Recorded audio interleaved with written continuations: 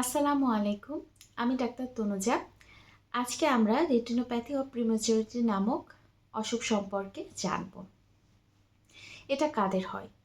এটা হয় আসলে যে সকল শিশু প্রিম্যাচিউর মানে সময়ের আগে ৩৫ সপ্তাহ আগে জন্মগ্রহণ করেছে, অথবা যেসব শিশুর জন্ম ওজন ২ কেজির কম, অথবা যেসব শিশুর জন্মের পর এনআইসিইউতে ভর্তি হওয়ার মতো অবস্থা হয়েছে, এইসব শিশুদের ক্ষেত্রে এই রোগটি হয়ে থাকে। এই রোগটি হলে আসলে কি হয়? এটি আসলে চোখের রেটিনার একটি অসুখ। এই অসুখে চোখের রেটিনার রক্ত সঞ্চালন বাধাগ্রস্ত হয়, যার কারণে রেটিনাটা খুব অল্প সময়ের মধ্যে নষ্ট হয়ে যায় এবং এর কারণে সেই শিশুটি অন্ধ হয়ে যেতে পারে। এটা আসলে কেন হয়? যদি একটা শিশু সময়ের আগে ডেলিভারি হয়, সেক্ষেত্রে দেখা যায় শিশুর রেটিনা পরিপূর্ণভাবে বিকাশ লাভ করতে পারে না। এবং যেসব শিশুদের ক্ষেত্রে এনআইসিইউ লাগে, সেসব শিশুদের অনেক সময় অতি উচ্চ মাত্রায় প্রায় 100% অক্সিজেন সরবরাহ করা লাগে। এই অতি উচ্চ মাত্রায় অক্সিজেন সরবরাহ করার কারণে এদের অক্সিজেন টক্সিসিটি হয়।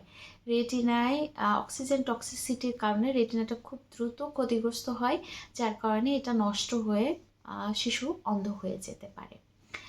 তাহলে এর থেকে পরিত্রাণের উপায় কী? পরিত্রাণের উপায় হচ্ছে এই তিনটা বিষয়ের কোনো একটা যদি আপনার শিশুর সাথে হয়ে থাকে, তাহলে সেই শিশুর জন্মের ২০ থেকে ৩০ দিনের মধ্যে অবশ্যই একজন রেটিনা বিশেষজ্ঞ বা চক্ষু বিশেষজ্ঞ ডাক্তারের দ্বারা ROP নামক একটা টেস্ট আছে, এই টেস্ট করে দ্রুত নির্ণয় করা যে শিশুর রেটিনা আসলে ক্ষতিগ্রস্ত হয়েছে কিনা, আর যদি ক্ষতিগ্রস্ত হয়ে থাকে তাহলে ঠিক কতটা ক্ষতিগ্রস্ত হয়েছে।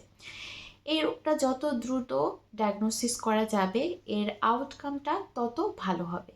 তবে অবশ্যই মনে রাখতে হবে, জন্মের প্রথম ৩০ দিনের মধ্যেই এই রোগটা আসলে ডায়াগনোসিস করতে হবে, মানে আপনাদের ROP টেস্টটা শিশুর জন্মের ৩০ দিনের মধ্যেই করে ফেলতে হবে। কেননা সময় যত যাবে, কেউ যদি ৩০ দিনের পরে বা আরও দেরি করে এই টেস্টটা করতে যান, সেক্ষেত্রে দেখা যাবে এই সময়ের মধ্যে যদি রেটিনা নষ্ট হয়ে যায়, তাহলে সেই নষ্ট হওয়া রেটিনা আর ফেরত আনা সম্ভব না।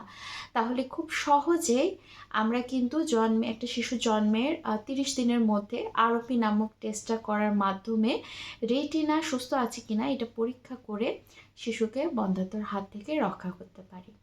ধন্যবাদ।